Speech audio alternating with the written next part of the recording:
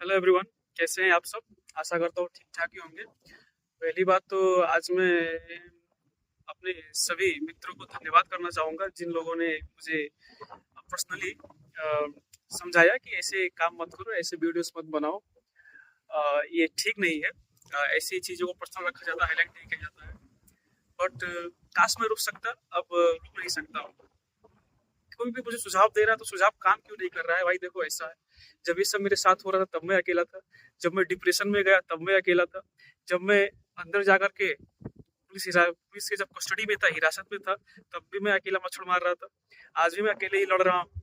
तो अब किसी का सुझाव मुझे उतना इफेक्ट नहीं कर रहा है। पता नहीं कि अंदर से ही अब इच्छा नहीं हो रही रुक जाने की। अब लोग कह रहे हैं ऐसा मत करो, लोगों के ऊपर गलत असर पड़ेगा। क्या गलत असर पड़ेगा भाई? लोगों को पता होना चाहिए। क्या पता मेरे जैसा ही कोई और भी कहीं पे हो जो लड़ रहा हो, उसको भी हिम्मत मिल सकती है कि भाई इससे निकलना चाहिए, ऐसी चीजों में नहीं फंसना चाहिए।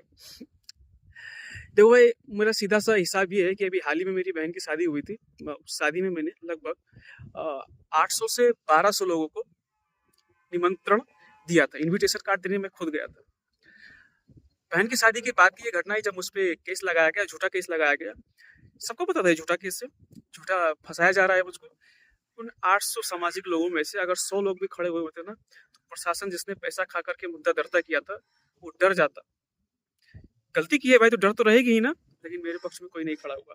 क्यों नहीं खड़ा हुआ? बस एक दलील, भाई हमारी भी बेटी है, हमारी बेटी के साथ कल ऐसा हो सकता है। अरे भाई, देखोगे, उसको छानबीन करोगे, मैंने गलती किया है कि नहीं किया है, कि बस यूं ही भाई हमारी भी बेटी है, हम भी पीड़ित हो जाएंगे कल को चल के, इसलिए हम इससे पक्ष में नहीं खड़े होंगे। ये क्या है भाई? तुम्हारा बेटा नहीं है? कल को तुम्हारा बेटा भी तो पढ़ सकता है इस चीज में। उसका मतलब नहीं है भाई हमारी बेटी है हम आगे नहीं जाएंगे, हम नहीं बोलेंगे। क्या है भाई? हमेशा लड़की ही पीड़ित होती है, लड़का पीड़ित कभी नहीं होता है क्या? एग्जैक्टली बोला जाए आज के तो विक्टिम तो लड़के हैं, दिखाया जाता है कि लड़की विक्टिम है ना। विक्टिम तो लड़के हैं भाई। लड़के झेल रहे हैं आजकल ज्यादा से ज्यादा चीजें। और दिखाया ऐसे जाएगा भाई लड़की विक्टिम है, लड़की को दुख दिया जा रहा है, लड़की को प्रताड़ित किया जा रहा है, उल्टा सीधा केस लगाया जाएगा, आपको फंसाया जाएगा। यही चल रहा है आज की सोसाइटी पे, आज के समाज में बस यही चल रहा है, इससे आगे कुछ नहीं हो रहा है। ठीक है। अब भाई हम क्या बताएं कि जैसे शादी का जब लगभग 4 से 5 दिन या 10 दिन बीत गया तो हमने अपनी वाइफ में एक पैटर्न पकड़ा।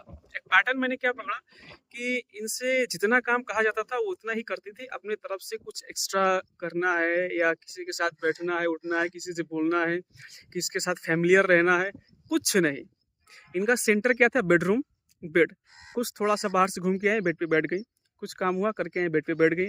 जब तक आप इनसे बोलेंगे नहीं, ये कुछ करने वाली नहीं। एक काम नहीं करेंगे, आगे नहीं बढ़ेंगे। इवन इनको खाना भी इनके रूम में चाहिए, ये बाहर आके सबके साथ में बैठे खाना भी नहीं खाएंगे। भाई क्या है यार, इंसान हो, ह्यूमन बींग हो, थोड़ी तो सोशलिटी होती है ना, फैमिलियरिटी होती है। लोगों से मिलेंगे, बैठेंगे, बातचीत करेंगे, व्यवहार बनाएंगे, कुछ नहीं। इनका सेंटर क्या है? बेड।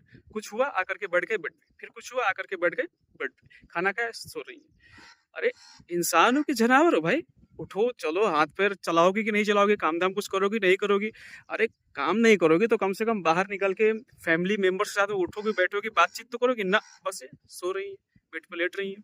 एक ये पैटर्न। दूसरा पैटर्न मैंने क्या पकड़ा, इनको रात में नींद नहीं आती थी। अब ये बहुत बड़ी दिक्कत है, इनको नींद क्यों नहीं आती है रात में? तो ये 2 4 दिन, 10 दिन, 15 दिन ऐसे बीते। फिर मैंने कहा चलो ऐसा भाई डॉक्टर के यहाँ ले चलते हैं, तुमको नींद क्यों नहीं आता है? अब जब भाई डॉक्टर के यहाँ ले गया, मैं एक डॉक्टर के पास नहीं ले गया। ये नहीं कह सकते हैं कि आप एक डॉक्टर के पास ले गए उसके बाद मैं डिसीजन पे पहुंच गया। मैंने अराउंड 3 डॉक्टर को दिखाया, लोकल डॉक्टर, और तीनों ने सीधा सीधा बोला, इनके पैटर्न्स और इनके बिहेवियर्स वगैरह को स्टडी करके, आई थिंक ब्लड टेस्ट वगैरह भी कराया होगा, ये सब करके उन्होंने सीधा कहा देखो भाई ये लड़की मेंटली डिस्टर्ब है, ये लड़की मेंटली डिस्टर्ब है और स्ट्रेटेजिकली आपको फंसाया गया है। मैं शॉक हो गया भाई। मेरे पास कोई शब्द नहीं था उस वक्त बोलने के लिए कि ये हो क्या रहा है मेरे साथ में, क्या मुझको सच में फंसाया गया है।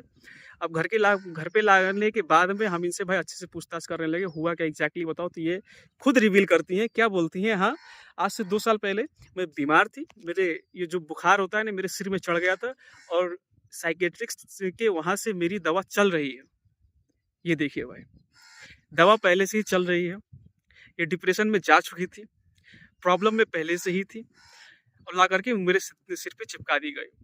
अब मुझको कहीं ना कहीं लगता है, कहीं ना कहीं इन लोगों को पता था हमारी बेटी 0/सन्नाटा किसी लायक है नहीं, घर में तो रखा जा सकता नहीं, पकड़ो कोई ऐसा मुर्गा सीधा साधा उसके खोपड़े पे चिपका दो, वो झेले भाई, वो जाने, उसका काम जाने। और इस इंसिडेंट में पता है, ये मैसेज तो उनके घर तक पहुंच गया कि लड़की हमारी बीमार बीमार है, कुछ दिक्कत आ गई। एक कॉल नहीं आया उस तरफ से यार। मैं ये एकदम से सरप्राइज हो गया कि कोई आया ही नहीं है अभी तक, कोई फोन करके हाल भी नहीं ले रहा है कि मेरी बेटी को हुआ क्या है एक्चुअली। सो ये सब चीजें मुझको धीरे धीरे हिट कर रही थी, और कहीं ना कहीं मुझको लग रहा था प्लानिंग कर करके मुझको फंसा दिया गया है। और भाई हम सीधे साधे लोग फंस गए। गलती हमारी भी है भाई, वो आए, उनको क्या है भाई, कभी भी आप किसी दुकान में जाएंगे तो अपना माल हमेशा अच्छा ही बोलेंगे। अब आप उस माल को लेंगे या नहीं लेंगे आपके ऊपर है, इसमें गलती तो मेरी भी है कहीं ना कहीं। लेकिन ऐसा भी नहीं करना चाहिए कि भाई जब आपको पता है कि आपकी बेटी 0% नाटा, तो किसी को भी पकड़ कर खोपड़े पे चिपका दिया। ठीक है, अब ये सब चल ही रहा था, इस सब पूछताछ में तो उसने खुद रिवील कर दिया कि हाँ मुझे दिक्कत थी, मेरे फैमिली को पता था, बातचीत चल रही थी कि शादी नहीं करते हैं, लेकिन कुछ लोगों ने कहा भाई बेटी को घर में क्या बिठाओगे, कर दो शादी, जो होगा देखा जाएगा। ये देखिए भाई, देख इतने स्वार्थी होते हैं लोग, सिर्फ अपना फायदा देखते हैं। अरे तुम्हारी जिंदगी बर्बाद हो तुम जानो, उनसे मतलब नहीं है, उन्होंने चिपका दिया, तुम्हारी जिम्मेवारी है। ठीक है, अब इतना सब होने के बाद में लगभग 1 महीने बाद, देखिए इतना टाइम बीत चुका है, 1 महीने बाद उनके घर से लोग आते हैं और क्या कहते हैं, ठीक है बेटी बीमार है तो आप लोग चिंता मत करिए, और घर पे हमारे भेज दीजिए, कुछ दिन रहेगी ठीक हो जाएगी। भाई ऐसे कैसे भेज दें, झूठ बोल के तुमने शादी कर दी कि हमारी बेटी फिट एंड फाइन है, हेल्दी है, कुछ नहीं है, उसको कोई दिक्कत ही नहीं है। यहाँ पे आने के बाद पता लगा साइकियाट्रिस्ट के वहां से तो उसको दवा चल रहा है, खुद रिवील कर रही है कि हाँ मेरा दवा चल रहा था। तो ये लोग भाई अपना क्या करते हैं, अपना वही माया जाल बनाते हैं, रोते गाते हैं, हाथ पैर जोड़ते हैं और अपनी बेटी को घर ले जाते हैं। भाई ठीक है यार, हमने भी सोचा यार, दिमागी क्या है कि किसी को भी डिप्रेशन हो सकता है, कभी भी किसी को कोई दिक्कत आ सकती है, हेल्थ में प्रॉब्लम तो आता रहता है, चलो ठीक हो जाएगा, छोड़ दिया पे जाओ। अब हुआ क्या, जाने के बाद में 6 महीने तक, अराउंड 6 मंथ में हम लोग को बीच में ना कोई बात, ना चीत, ना इवन फैमिली की तरफ से कोई फोन कॉल, कुछ आया ही नहीं। तो 6 मंथ्स बीत गए, हम ऐसे बैठे हुए हैं, कोई पहल ही नहीं कर रहा है। तो हमने सोचा यार शादी की हुई है, ऐसे फंसे रहना तो ठीक नहीं है, चलो पहल करते हैं। अगर रिश्ता नहीं चलाना है, या अब उनको भी डर है कि हमको सच्चाई पता लग गई है, तो इसको फाइनली कर देते हैं। तो हम खुद उल्टा चल के जाते हैं कि भाई क्या है, काहे फोन नहीं करते, काहे नहीं मिलने आते, क्यों नहीं भेज रहे। यार मैं शॉक हो गया, पूरी फैमिली एक शब्द में क्या बोलती है, आपकी गलती, आप लेने क्यों नहीं आते। देख लो, देख लो। अब इसको हम किस एंगल से दें। 6 महीने बीत चुके हैं, एकलौती बेटी थी, अब एकलौती बेटी थी तो एकलौते दामाद भी तो थे। एक बार फोन करके पूछ नहीं सकते थे भाई क्या हुआ, क्यों नाराज हो, आते क्यों नहीं, कम से कम एक बार घर ही आके घूम जाओ ना, ऐसा कुछ नहीं। जब मैं 6 महीने बाद उनके घर पे पहुंचा तो सीधा सा एक शब्द में क्या बोला जाता है, आपकी गलती, आप लेने क्यों नहीं आए, आप लेने आते तो हम भेज देते। देखिए ये सब, फिर मैं ठीक है भाई, अब मैं फिर मेरा हमेशा से यही रहता था, टॉलरेट करता था कि ये छोटी मोटी मुद्दों के लिए, छोटी मोटी चीजों के लिए लड़ाई झगड़ा नहीं करना है यार, इन सब चीजों में नहीं पड़ना है, ऐसे पसड़ों में उसको पड़ना ही नहीं है, आगे बढ़ते जाना है जिंदगी में, और ये सब छोटी छोटी बातों को नजरअंदाज करना है। मैं वापस आ गया। अब ये लोग भाई 1 महीना शायद इंतजार करते हैं, फिर 1 महीने बाद फिर आते हैं, मेरे घर पे आते हैं, और देखिए अब जो हुआ हो गया, हमारी बेटी हेल्दी है, हमने डॉक्टर के वहाँ से आपका दवा इलाज भी करा दिया है, बेटी एकदम फिट एंड फाइन है, बेटी को हमारी कुछ नहीं हुआ, आप आइए ले जाइए। अब मैं बोल रहा था कि भाई मैं लेके नहीं आऊँगा, आप लोगों ने झूठ बोल के शादी की, ऐसा आप लोगों को करना नहीं चाहिए था। जिस लायक आपकी बेटी थी, जिस कैटेगरी की थी, आप उसी कैटेगरी का कोई लड़का ढूंढ देते भाई। ऐसा क्यों किया आपने, जब आपकी बेटी में ही पहले से डिफेक्ट थी तो हमको फंसाया क्यों।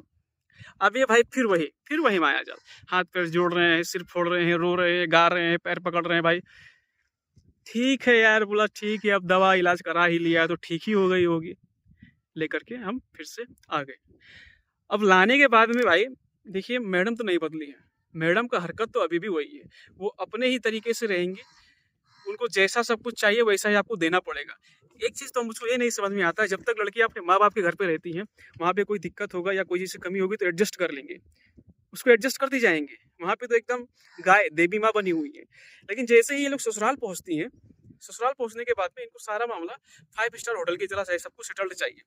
अपने डैड के घर पे आप एडजस्ट कर सकते हैं अगर, तो पति के घर पे जाके आप एडजस्ट क्यों नहीं कर सकते हैं। ऐसा क्या हो जाता है कि वहां से यहाँ आने के बाद में आप कुछ एडजस्ट नहीं करेंगे। अपने घर में एक टाइम खाना ना मिले कोई दिक्कत नहीं, पिताजी के पास नहीं रहा होगा, वो समझ जाएंगे, लेकिन यहाँ पे आने के बाद में आपको उनको सारा 5 स्टार होटल का व्यवस्था चाहिए। अगर आप नहीं दे पाते हैं तो आपकी सामत आ गई। देख लीजिए भाई, ये लगभग ये पैटर्न आजकल मैं लगभग 60 to 70% लोगों में देख रहा हूँ। अपने घर पे सब एडजस्ट कर लेंगे, जैसे ससुराल जाएंगे कुछ भी एडजस्ट नहीं करेंगे, 1 इंच भी टॉलरेट नहीं करेंगे, ऐसा चलता है भाई। क्या करें, हम लड़की है, झेलना पड़ेगा, करना पड़ेगा, शादी क्यों की, सीधा सा बात है, शादी क्यों की है, जिम्मेवारी आपने क्यों ली? जब आपसे होता नहीं है तो आपने शादी क्यों की, ऐसा सवाल पूछा जाता है।